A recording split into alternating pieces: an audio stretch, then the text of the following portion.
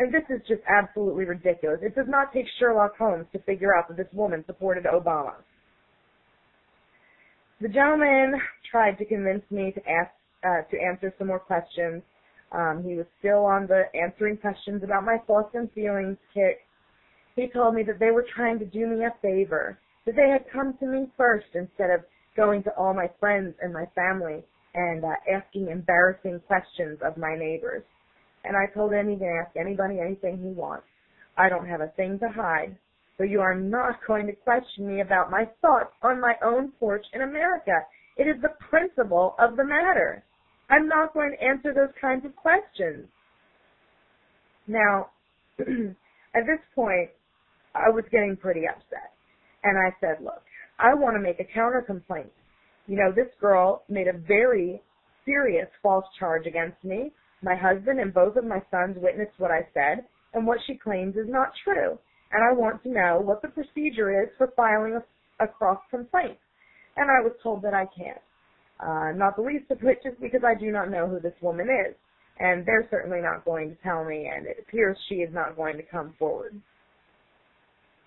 So, apparently, by this logic, I could sit around my house making anonymous calls to the Secret Service all day saying that people threatened Obama's life, and just turning in people I don't like and getting them investigated. I think that's a little crazy in the United States of America. Now, if the Secret Service, has to exist to protect our candidates, let them go protect our candidates where our candidates are. They should not be on my porch, no matter what I said.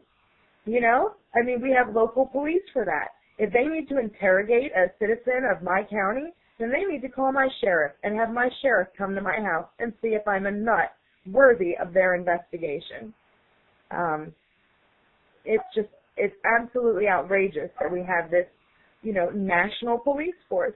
And you need to understand that I have contacted my state attorney general, I have contacted the local FBI office here, and apparently no one has jurisdiction over the Secret Service.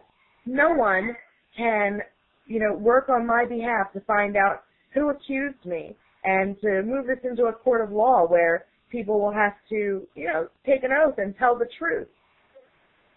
It is very frightening to me as a U.S. citizen that obviously no one has jurisdiction over the Secret Service. Now, media who have contacted the Secret Service since this happened have received an "it's under investigation" comment and a "no comment."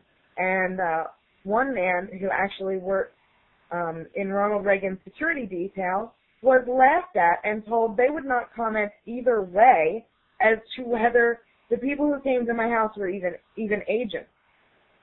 So it's really frightening that a citizen can be accused in this way and then left in the dark entirely about what's going on.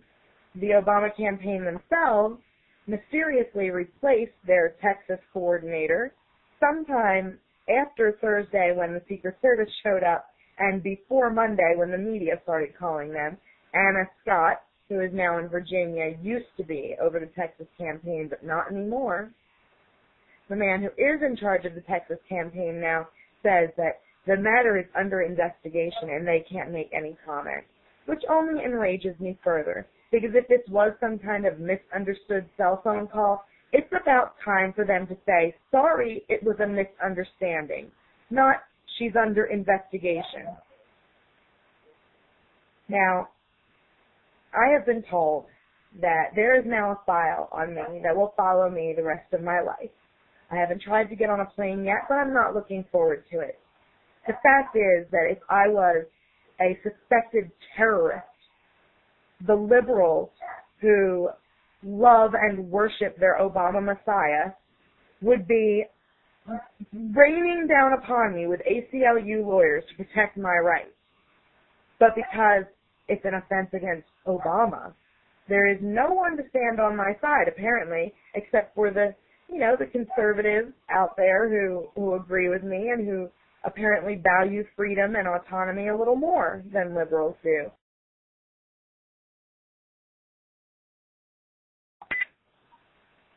I'll be honest with you. Some of the most frightening things I've seen online is trailing the far left sites like the Daily Kos and the Democratic Underground. It's not the people who say I'm a liar. It's the people who believe me but think I should go to jail anyway. I guess simply for not agreeing with their Messiah. This is a very, very frightening time in America. I've been admonished that Bush is the one who insisted on the Patriot Act, which allowed these violations of my rights. But I guess that just goes to show you that it's not the law that's a danger, it's the people who are using it.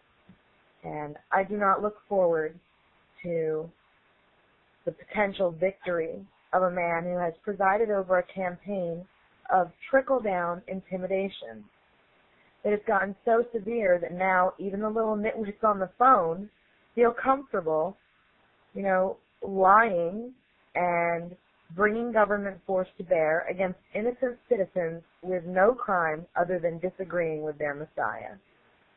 I'm telling you, people, you need to vote against Obama. I'm not going to pretend I was thrilled with McCain. I wasn't. And I honestly considered voting for a third party.